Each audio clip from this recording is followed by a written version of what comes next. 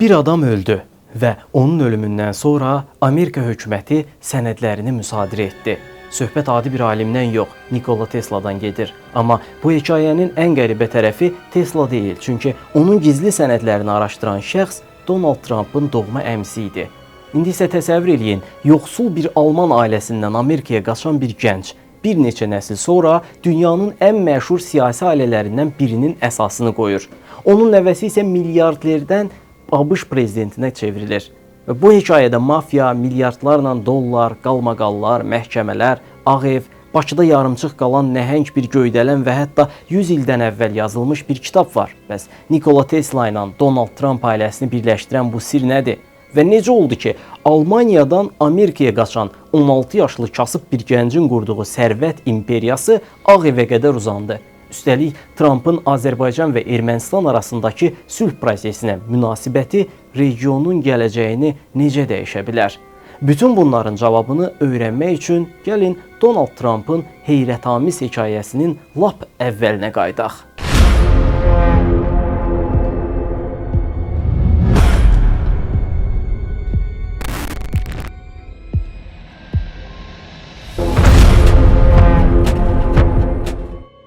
yanvar 1943-cü il Nyu-Yorkdakı New Yorker otelin 33-cü mərtəbəsində tənha bir kişinin öldüyü xəbəri yayılır. Həmin şəxs tarixdə ən böyük dahilərdən biri sayılan Nikola Tesla'dır. ABŞ hökuməti Tesla'nın son araşdırmalarının müharibə şəraitində Almaniya və ya Yaponiyanın əlinə keçəcəyindən ehtiyat edirdi. Buna görə də həmin sənədləri gizli şəkildə araşdırmaq üçün yalnız bir nəfərə etibar edə bilərdi. FBI-ın da güvəndiyi bu şəxs Donald Trump'ın doğma əmisi John Trump idi. Bəzi iddialara görə bugünə qədər tam açıqlanmayan Nikola Tesla sənədlərində Trump ailəsinin yüksəlişinə təsir göstərən məlumatlar var idi. Videonun sonraki hissələrində buna qayıdacağıq və eşidəcəkləriniz sizi təəccübləndirəcək. Amma əvvəlcə bir qədər keçmişə qayıdaq. Çünki ailənin hekayəsi əslində Almaniyada kasıb bir evdə başlayıb. 1885-ci il Almaniya. Donald Trump'ın babası Frederick Trump cəmi 16 yaşında idi və 5 bacı qardaşı ilə birlikdə yoxsulluq içində yaşayırdı. Elə həmin il o ailəsinə məktub yazaraq gizlicə Amerikaya köçdü. Frederick ilk 6 il bərbər köməkçisi kimi çalışdı. Həftənin 7 günü işləyir, qazandığı pulu isə demək olar ki, heç xərcləmədən yığırdı. Lakin artıq Nyu-Yorkda varlanmaq çətin idi. Buna görə də daha ucuz və inkişaf etməmiş bölgələrə üz tutdu. Əvvəlcə Amerikanın qərbində yerləşən Seattle, daha sonra isə Kanadaya getdi. Burada restoran adı altında fəaliyyət göstərən, xüsusi otaqları olan məkanlar açmağa başladı. Arctic Restaurant adını daşıyan bu məkanlarda palçıq içində işləyən qızıl axtaran mədənçilərə lüks xidmət və əyləncə satırdı. Baba Trump'ın çox ağıllı bir prinsipi var idi. Fəhlə olmaq əvəzinə fəhlələrin pulunu qazan. Çünki işləmək üçün gələn mədənçilərin həm yeməyə, həm də əyləncəyə ehtiyacı var idi və Frederick məhz bunda böyük gəlir əldə edirdi. Qanuni təzyiqlər və polis reydləri başlamazdan əvvəl isə bütün bizneslərini sataraq bölgəni kiçik bir sərvətlə tərk etməyi bacardı. Beləliklə, Trump ailəsinin bugünkü sərvətinin təməli məhz həmin xüsusi otaqları olan bu müəssisələrdə qoyuldu. Unutmayın, məşhur bir ifadəyə görə hər böyük sərvətin arxasında bir cinayət gizlənir. Nyu-Yorka qayıdan Frederick Trump topladığı pulla daşınmaz əmlaka yatırım etməyə başladı. Bataqlıq və dəyərsiz hesab edilən torpaqları alırdı. Lakin gözlənilmədən yayılan İspan qripi epidemiyası zamanı həyatını itirdi. Beləliklə, ailə şirkətinin idarəsi oğlu Fred Trump'a keçdi. Fred Trump çox ağıllı idi, həm də bacarıqlı iş adamı idi. O, 2-ci Dünya müharibəsi dövründə dövlət dəstəyindən istifadə edərək Nyu-Yorkda ümumilikdə 27 min mənzil inşa etdirdi və ailəni nəhəng sərvətin sahibinə çevirdi. 46-cı ildə isə hekayəmizin əsas qəhrəmanı Donald Trump dünyaya gəlir. O, 23 otaqlı dəbdəbəli malikanədə qulluqçuların, xidmətçilərin və böyük sərvətin içində böyüdü. Fred Trump'ın övlad tərbiyəsi üsulu isə olduqca sərt idi. O, uşaqlarına daim bunları öyrədirdi. Çox çalış, gücsüz olma, heç kimə yazığın gəlməsin. Atasının sərt davranışları Donald Trump'ın böyük qardaşına ağır təsir göstərdi. O, alkoqol asıllığına düşdü və nəticədə həyatını itirdi. Bu faciədən dərs çıxaran Donald Trump isə ömrü boyu nə spirtli içki qəbul etdi, nə də siqaret və digər tütün məhsullarından istifadə etdi. O həmişə özünü başqalarından daha uğurlu və daha populyar hesab edərək böyüdü. 1973-cü ildə tanış olduğu bir şəxs isə Donald Trump'ın həyatında dönüş nöqtəsinə çevrildi. Həmin vaxt Donald və atası Fred Trump qaradərli kirayəçilərə qarşı ayrı-seçkilik etdikləri iddiası ilə ABŞ Ədliyyə Nazirliyi tərəfindən məhkəməyə verilmişdilər. Demək olar ki, bütün vəkillər Donald Trumpa belə məsləhət verirdi: razılaş və günahını qəbul et. Amma Roy Cohn tamamilə fərqli cavab verdi. Onlara de ki, cəhənnəm olsunlar və məhkəmədə sona qədər mübarizə apar. Hətta sən onlara qarşı $100 milyon əks iddia qaldır. Roy Cohn Trumpa böyük gücə sahib olmağın yollarını öyrədirdi. O Trumpa 3 qızıl qayda verdi. Birinci qayda: hücum et və yenə hücum et. Daim hücum et. Heç vaxt müdafiəyə keçmə. Roy Cohn'a görə müdafiə olunmaq zəiflik əlamətidir. Kimsə səni ittiham edirsə və ya küncə sıxışdırırsa, ən doğru cavab daha sərt şəkildə əks hücuma keçməkdir. İkinci qayda: hər şeyi inkar et. Heç nəyi qəbul etmə. Bu insanların hadisələri necə qəbul etdiyini idarə etmək sənətidir. Üçüncü qayda: nə baş verməsindən asılı olmayaraq özünü qalib elan et. Əgər biznesin iflasa uğrayıbsa və ya məhkəmə sənin əleyhinə qərar çıxarırsa belə, bunu uğur kimi təqdim etməyi bacarmalısan. Roy Cohn Trumpa həmişə qalib tərəfdə görünməyin insanların sənə münasibətini dəyişəcəyini öyrədirdi. Mən uduzmadım, saxtakarlıq edildi və ya bu planımın bir hissəsi idi kimi ifadələr məhz bu düşüncə tərzinin nəticəsidir. Donald Trumpa görə pulsuz reklam qazanmağın və məşhur olmağın ən asan yolu şəhərin hər yerində öz adını göstərmək idi.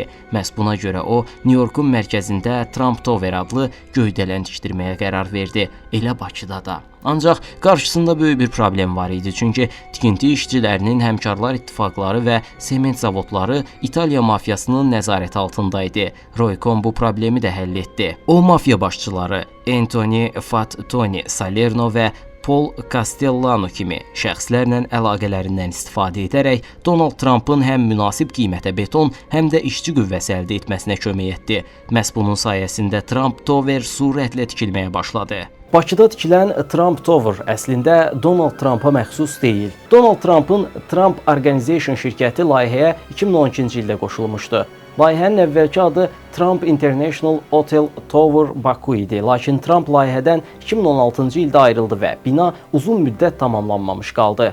22-ci ildə bina The Ritz-Carlton Baku adı ilə fəaliyyətə başladı. Maraqlısı odur ki, Trump'ın Bakıda bu binanın sahibi olması fikri doğru deyil. Onun şirkəti layihədə əsasən brend və otel idarəçiliyi tərəfdaşlığı çərçivəsində iştirak etmişdi. Binanın üzərində bir vaxtlar Trump yazısı da var idi. Donald Trump həmişə üstün tərəfdə olmağın vacibliyini o qədər mənimsəmişdi ki, özü və şirkətləri bu günə qədər 4000-dən çox məhkəmə işində tərəf olublar. Bu iddiaların böyük hissəsi dülgərlik, kiçik podratçılar və hətta xidmət göstərdikləri halda pullarını ala bilməyən vəkillər tərəfindən qaldırılıb. Lakin Trump Roy Cohn'dan çox şey öyrənmişdi. Heç vaxt müdafiəyə keçmə, hücum et, yenə hücum et, daim hücum et. O da öz növbəsində həmin şəxsləri keyfiyyətsiz iş görməkdə ittiham edir, onlara qarşı əks iddialar qaldırırdı. Nəticədə illərlə davam edən məhkəmə çəkişmələri başlayırdı. Sonda isə uzun hüquqi proseslərin maddi yükünə tab gətirə bilməyən kiçik şirkətlər almalı olduqları məbləğin yalnız bir hissəsi ilə razılaşaraq iddialarını geri götürürdülər. Məhkəmə işləri yalnız maliyyə məsələləri ilə bağlı olmayıb. Donald Trump bu günə qədər 28 qadın tərəfindən uyğun olmayan davranışlarda ittiham olunub və bu işlərdən biri nəticəsində ümumilikdə $88 milyon təzminat ödəməyə məhkum edilib. Donald Trump həqiqətən də qeyri-adi vərdişlərə sahib insandır. Məsələn, o hər gün təxminən 12 banka diyet kola içir. Hətta prezident olduğu dövrdə Ağ Evdə masasına xüsusi düymə quraşdırılmışdı. Düyməni basan kimi ona diyet kola gətirilirdi. Trump demək olar ki, heç vaxt idman etmir. Onun fikrincə insan bədəni batareya kimidir və idman etmək həmin enerjini lazımsız yerə sərf etmək deməkdir. Buna görə də hətta özünə məxsus golf meydançalarında belə piyada gəzməz. Hər yerə golf maşını ilə gedər. O gigiyena mövzusunda həddindən artıq həssasdır və mikroblardan qorxur. Elə buna görə də daha təhlükəsiz hesab etdiyi McDonald's və KFC kimi tanınmış fast food şəbəkələrindən tez-tez yemək sifariş edir. Onun bioloji saatı da bir çox insanlardan fərqlənir. Gecə saat 12-1 radələrində yatır, səhər isə artıq saat 5-6-da oyanır. Həkimləri bunu onun təbii olaraq az yuxu ilə kifayətlənə bilməsi ilə izah edirlər. Bundan başqa, Trump müasir qab yuyan maşınların qabları kifayət qədər təmiz yumadığını və insanların eyni proqramı bir neçə dəfə işə salmağa məcbur qaldığını da iddia edir. Əslində, Donald Trump heç vaxt atasının daşınmaz əmlak şirkətinə rəhbərlik etməyi arzulamırdı. Onun əsas məqsədi Hollywoodda film prodüseri olmaq və şou biznesdə məşhurlaşmaq idi. O, televiziya şoularında fermer obrazında mahnılar oxuyur, səhnəyə helikopterlə enir, hətta bəzi proqramlarda insanların saçını canlı yayımda kəsirdi. Film istehsalçıları onun binalarında çəkiliş aparmaq istəyəndə Trump yalnız bir şərtlə razılaşırdı: özü də filmdə rol almalı idi. Bəzi rejissorlar isə buna maraqlı həll tapırdılar. Onlar Trump'ın iştirak etdiyi səhnələri çəkir, onu razı salır, lakin montaj zamanı həmin hissələrin əksəriyyətini filmdən çıxarırdılar. Donald Trump hesab eləyirdi ki, hər şeyin mərkəzində o dayanmalıdır və istənilən işi hamıdan yaxşı bacarır. Bəs doğrudanmı həmişə uğurlu olub? Ailəsinin daşınmaz əmlak biznesini genişləndirərkən o bir neçə dəfə iflas həddinə qədər gəlib çatmışdı. Xoşbəxtlikdən isə arxasında varlı atası dayanırdı. 1990-cı ildə Atlantic City'də yerləşən Trump Castle kazinosu ciddi maliyyə böhranı yaşayırdı. Atası Fred Trump oğluna birbaşa pul göndərsəydi, bu rəsmi kredit kimi qeydə alınacaq və mürəkkəb yoxlamalara səbəb olacaqdı. Bunun əvəzinə fərqli üsul seçildi. 17 dekabr 1990-cı ildə Fred Trump'ın vəkili Trump Castle kazinosuna gəldi. 3,5 milyon dollar dəyərində oyun fişləri aldı və heç bir oyun oynamadan oranı tərk etdi. Beləliklə, kazino kassasına vəsait daxil oldu və Donald Trump iflasın astanasından geri döndü.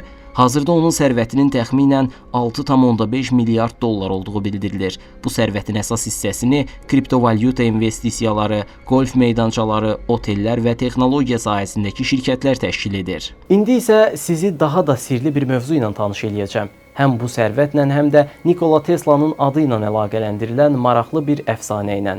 89-cu ildə yazıcı Ingersoll Locke'un Balaca Baron Trump'ın Möcüzəli Səyahətləri adlı kitabını nəşr etdirir. Kitabın baş qəhrəmanı Baron Trump adlı zəngin bir qəsrdə yaşayan aristokrat uşaqdır. Maraqlıdır ki, Donald Trump'ın kiçik oğlunun adı da Baron Trump'dır. Kitabdakı qəhrəmanı Castle Trump, yəni Trump qalası adlanan qəsrdə yaşayır. Donald Trump'ın da uzun illər Trump Tower'da yaşadığı, həmçinin vaxtilə Trump Castle adlı kazinosunun olduğu məlumdur. 1896-cı ildə seriyanın 3-cü kitabı nəşr olunur və hadisələr daha da maraqlı istiqamət alır. Kitabın adı isə Son Prezident idi. 1896-cı ildə yazılmasına baxmayaraq, kitabda olduqca maraqlı hadisələr təsvir olunub. Əsərdə New Yorkda heç kimin gözləmədiyi, xalqın namizədi kimi tanınan bir şəxs prezident seçilir. Seçkilərdən sonra isə şəhərdə geniş miqyaslı etirazlar və ixtişaşlar başlayır. Kitabda etirazların mərkəzi kimi 5-ci prospektdə yerləşən bir otel göstərilir. 5-ci prospekt dedikdə yadınıza nə düşür? Bugün Trump Tower məhz New Yorkun 5-ci prospektində yerləşir və illər ərzində saysız-hesabsız etiraz aksiyalarına ev sahibliyi edib. Bəzi insanlar hesab eləyir ki, Trump ailəsi gələcəklə bağlı müəyyən məlumatlara illər əvvəl sahib olub və bunu Nikola Tesla'nın sənədləri sayəsində əldə edib. Videonun əvvəlində də qeyd etdiyim kimi, Nikola Tesla vəfat elədikdən sonra FBI onun bütün gizli qeydlərini və elmi sənədlərini müsadirə eləmişdi. Həmin sənədləri araşdırmaq üçün ABŞ hökumətinin seçdiyi şəxs isə Donald Trump'ın doğma əmisi, professor John Trump idi. Bu sənədlərin böyük hissəsi bugünə qədər ictimaiyyətə açıqlanmayıb. Sui-qəsd nəzəriyyələrinin tərəfdarları iddia edir ki, John Trump Tesla'nın qeydləri arasında keçmişə, bəlkə də gələcəyə dair müəyyən məlumatlar tapmış, sonra isə onları ailə daxilində saxlayaraq qardaşı oğlu Donald Trump'a ötürmüşdü. Siyasi sosioloqlar və tarixçilər isə bunu sadəcə ədəbi təsadüf və insan beyninin hadisələr arasında oxşarlıqlar axtarma meyli ilə izah edirlər. Bununla belə, 10 illiklər əvvəl yazılmış kitablardakı bu qədər bənzərlik və sonralar Nikola Tesla sənədlərinin bu hekayəyə qoşulması sizcə də maraqlı təsadüf deyilmi? Bəs Donald Trump'ın ideologiyası nədir? Trump ABŞ tarixinin ən qeyri-adi prezidentlərindən biri hesab olunur. Hətta onun siyasi baxışları ayrıca Trumpizm adı ilə tanınır. Bəs Trumpizm nədir? Sağçı və mühafizəkar siyasət əvvəl Amerika prinsipi, immiqrasiyaya sərt münasibət, LGBT hüquqlarına tənqidi yanaşma, diplomatiyaya və ənənəvi dövlət institutlarına etimadsızlıq. Bu yanaşmada dünya iki hissəyə bölünür. Amerikaya fayda verənlər və Amerikaya yük olanlar. Əgər bu iki qrupdan birinə daxil deyilsinizsə, hədəfə çevrilə bilərsiniz. Donald Trump eyni zamanda ABŞ-də dərin dövlətə qarşı mübarizə apardığını da tez-tez bəyan edir. Çünki o sirli və güclü obraz yaratmağı sevir. Trump immiqrasiyaya o qədər sərt yanaşır ki, bir çıxışında Afrika ölkələrini nəzərdə tutaraq belə demişdi: "Bizə niyə həmişə belə bərbad yerlərdən immiqrantlar gəlir? Qoy Norveç, Danimarka kimi ölkələrdən gəlsinlər. Biz yalnız nəzakətli insanlar istəyirik." Donald Trump dünyaya əsasən öz baxış bucağından yanaşan siyasətçidir. O hadisələri həmişə öz prizmasından qiymətləndirir. Hətta bir dəfə özü haqqında belə demişdi: "Mən sadəcə ağıllı deyiləm, mən dahiyəm, həm də çox sabit dahiyəm." Bu yüksək özünə inam bəzən onun mübahisəli iddialar səsləndirməsinə də səbəb olur. O dəfələrlə Kanadanın baş naziri Justin Trudeau'nun, Kubanın keçmiş lideri Fidel Castro'nun oğlu olduğunu iddia edib. ABŞ-nin miqrasiya siyasətini tənqid edərkən isə Ohio ştatında yaşayan miqrantların qonşularının ev heyvanlarını yediklərini söyləmişdi. Bundan başqa o, keçmiş prezident Joe Biden'in 2020-ci ildə öldüyünü və onun yerinə robotlaşdırılmış klonun gətirildiyini iddia edən paylaşımı da sosial şəbəkədə paylaşmışdı. Donald Trump biznesə başlayarkən atasından cəmi $1 milyon aldığını və bütün imperiyasını bu pulla qurduğunu deyir. Lakin müxtəlif araşdırmalara görə atasından aldığı maliyyə dəstəyi inflyasiya nəzərə alınmaqla bugünkü dəyərlə $400 milyon çox olub. Trump həmçinin bildirir ki, 1968-ci ildə Pensilvaniya Universitetinin Wharton Biznes Məktəbinin İqtisadiyyat fakültəsini birinciliklə bitirib, lakin həmin ilin məzun siyahılarında onun ilk 56 nəfər arasında belə olmadığı qeyd edilir. Mitinqlərində isə dəfələrlə belə bir iddia səsləndirib. İllər əvvəl Michiganda məni ilin adamı seçmişdilər, lakin Michigan ştatında belə bir mükafatın mövcud olmadığı həm ştat rəsmiləri, həm də yerli jurnalistlər tərəfindən açıqlanıb. 1980 və 1990-cı illərdə Trump tez-tez qəzet və televiziya redaksiyalarına zəng edir. Özünü John Barron və ya John Miller adı ilə təqdim edərək Donald Trump'ın nə qədər uğurlu iş adamı olduğunu, qadınların ona böyük maraq göstərdiyini və çox böyük müqavilələr bağladığını danışırdı. 1990-cı ildə keçirilən məhkəmə proseslərindən birində isə bu saxta kimliklərdən istifadə etdiyini etiraf etməyə məcbur olmuşdu.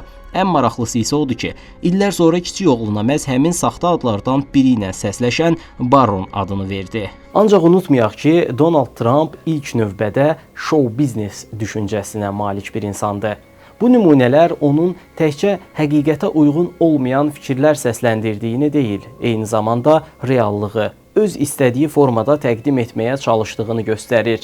O əvvəlcə gündəmə səs-küylü bir iddia atır. Rəqibləri onu təkzib etməyə çalışarkən isə artıq yeni bir mövzu ortaya çıxarır. ABŞ xalqı üçün onun nə dərəcədə uğurlu prezident olduğu barədə müxtəlif fikirlər var, ancaq bir məsələni inkar etmək çətindir. Donald Trump müasir dövrün ən şanslı və ən müzakirə olunan siyasi fiqurlarından biridir. Bundan əlavə, Trump'ın Qafqaz, bilavasitə Azərbaycanla bağlı siyasəti də müsbət sayıla bilər. Donald Trump'ın ABŞ prezidenti kimi fəaliyyətə başlaması ilə Azərbaycan-ABŞ münasibətləri və Cənubi Qafqazdakı proseslər yenidən diqqət mərkəzinə gəlib. Xüsusilə Azərbaycanla Ermənistan arasında sülh gündəliyi Vaşinqtonun region siyasətində mühüm mövzulardan biridir. Azərbaycan və Ermənistan arasında uzun illər davam edən münaqişədən sonra tərəflərin sülh müqaviləsi istiqamətində irəliləməsi regionda yeni mərhələnin başlaması kimi qiymətləndirilir. ABŞ isə bu prosesdə vasitəçilik və diplomatik dəstək göstərən əsas aktorlardan biri kimi çıxış eləyir. Trump administrasiyasının əsas məqsədlərindən biri Cənubi Qafqazda sabitliyin təmin olunması, Azərbaycan və Ermənistan arasında davamlı sülhün əldə edilməsi və regionun iqtisadi potensialından daha səmərəli istifadə olunması ola bilər. Azərbaycan üçün isə ABŞ-la münasibətlər enerji təhlükəsizliyi, nəqliyyat dəhlizləri, regional təhlükəsizlik və Ermənistanla sülh prosesinin beynəlxalq müstəvidə dəstəklənməsi baxımından xüsusi əhəmiyyət daşıyır. Bütün bunlar fonunda Trump'ın Cənubi Qafqaz siyasətinin Azərbaycan-Ermənistan münasibətlərinə necə təsir göstərəcəyi regionun gələcəyi baxımından maraqla izlənilir.